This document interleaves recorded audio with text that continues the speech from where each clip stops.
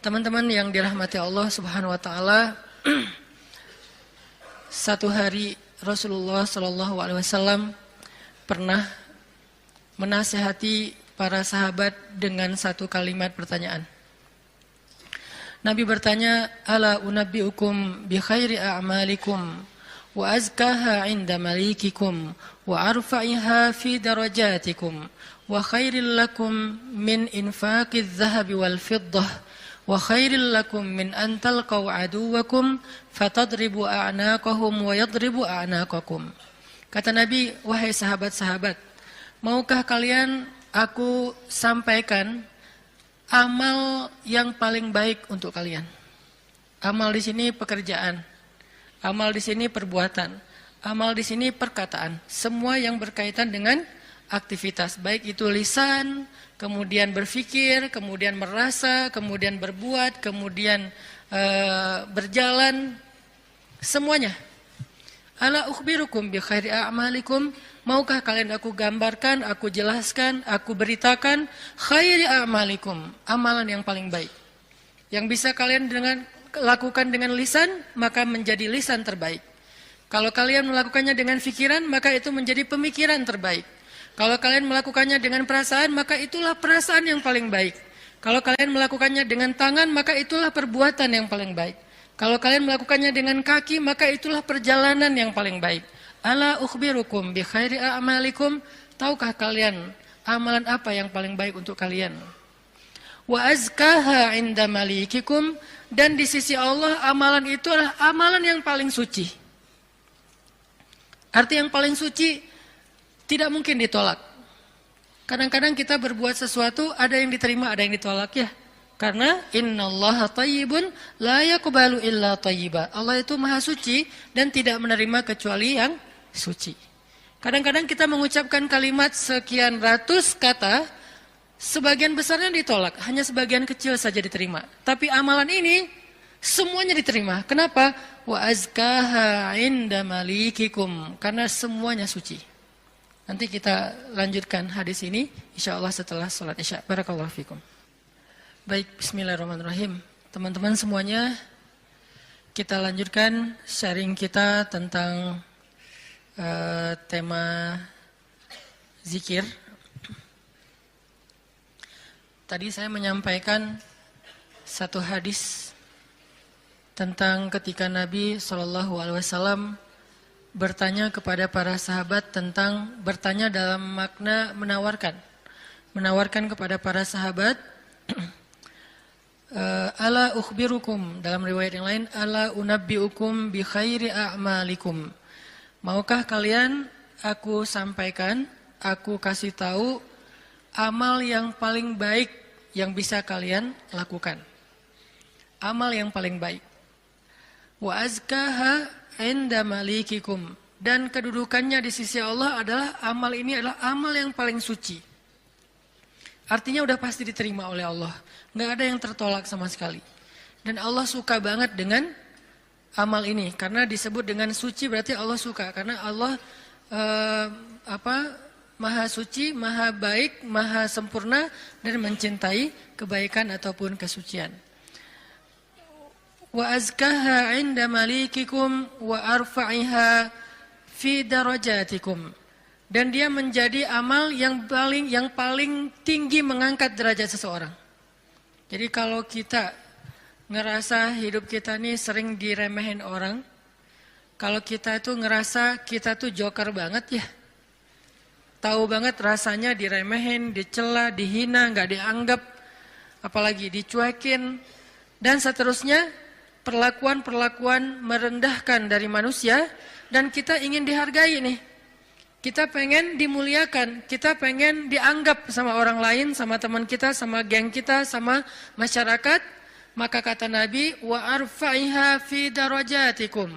Amal ini paling tinggi mengangkat derajat kalian. Sehingga siapa yang mengerjakan amal ini, maka insya Allah dia akan menjadi orang yang sangat mulia, orang yang sangat dihargai, orang yang sangat dikagumi, orang yang sangat disegani. Arfa'iha fi darajatikum wa khairin lakum min infaqiz zahabi wal fiddah. Ini lebih dahsyat lagi. Amalan ini lebih baik daripada kalian menginfakkan emas dan perak. Lebih baik daripada menginfakkan emas dan perak.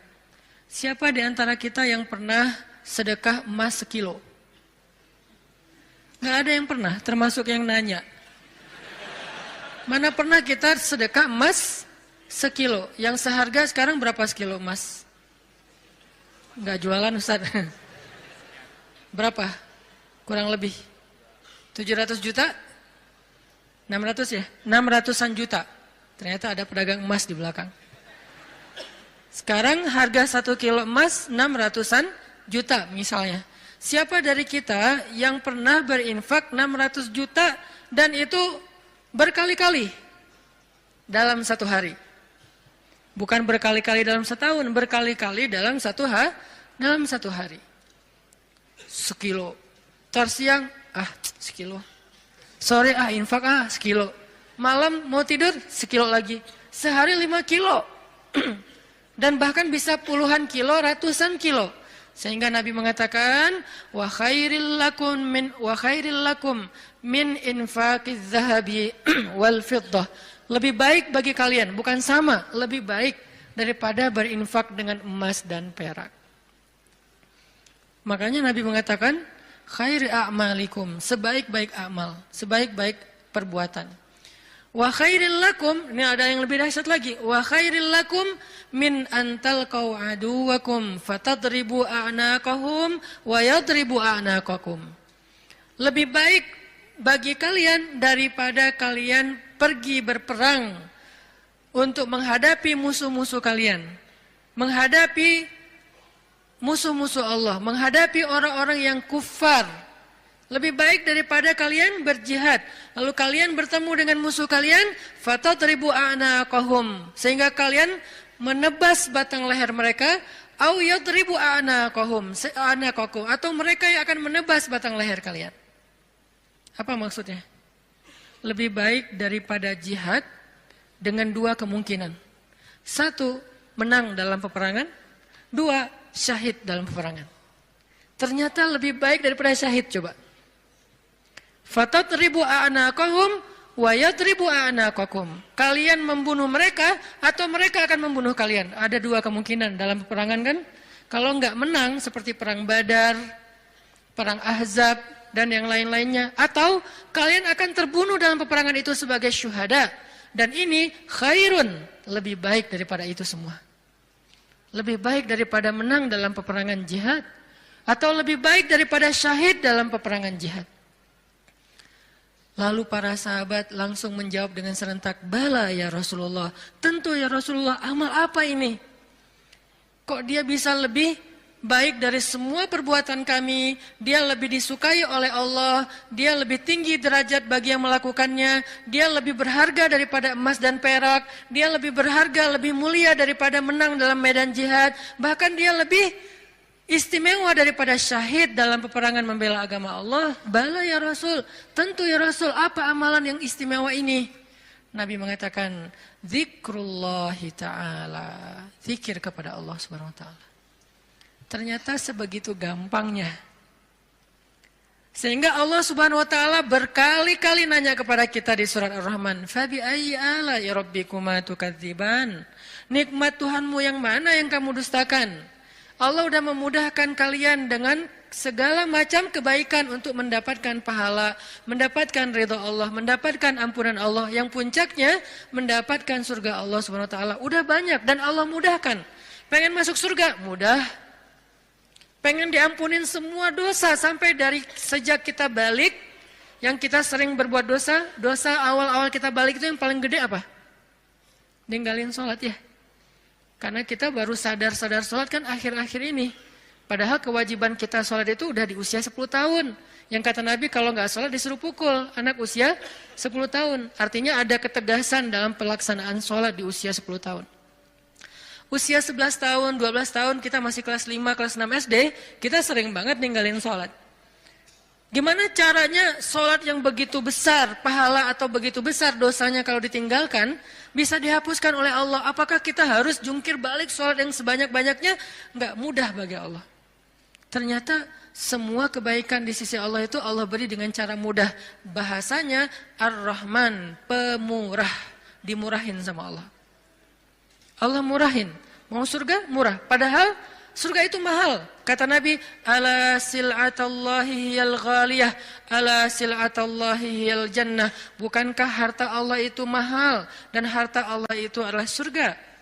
Surga itu aslinya mahal, tetapi Allah mudahkan dan Allah murahkan bagi kita orang yang beriman. Ampunan Allah itu berharga, tapi Allah murahkan. Ridho Allah itu sesuatu yang sangat istimewa, langka, tetapi Allah murahkan.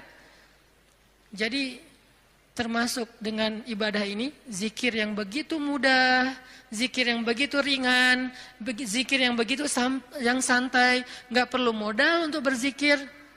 Kamu udah zikir belum? Kenapa? Gak cukup modal.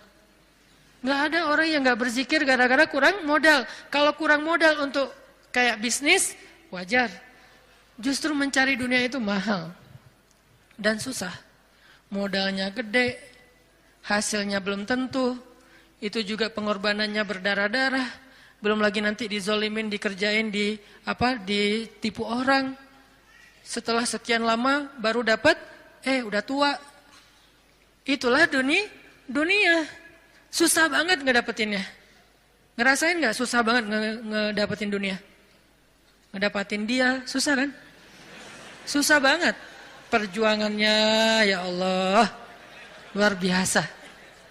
Kok Ustaz bisa menjiwai sekali kalimat itu? Mengalami. Itulah dunia. Sedangkan apa yang Allah tawarkan di akhirat itu ringan, tetapi kita mungkin itulah kelemahan saya dan kita semua bahwa memang kita lebih memilih yang susah, udah gitu berkeluh kesah, meninggalkan yang mudah dan mendustakan nikmat Allah. Kita pilih yang susah, pas udah capek berkeluh kesah. Ya Allah, kita nuduh Allah macam-macam. Padahal Allah udah ngasih yang paling mudah, tapi kita abaikan dan kita kufur kepada nikmat Allah. Jadi teman-teman yang dirahmati Allah, Nabi sendiri yang menawarkan kepada kita sekarang dalam hadis riwayat Hakim Tirmidzi dengan derajat yang sahih tadi. Ala unabbiukum ya syabab Bandung, maukah kalian aku berikan sebuah amalan wahai pemuda-pemuda Bandung? Apa itu? Amalan yang khairul lakum min infaqiz zahab, yang lebih baik daripada menginfakkan emas, lebih baik daripada mati syahid, walaupun syahid juga tetap mulia, lebih baik daripada menang dalam peperangan. Tentu kita akan menjawab seandainya kita ketemu dengan Nabi, bala ya Rasulullah, tentu ya Rasul, apa amal itu apa?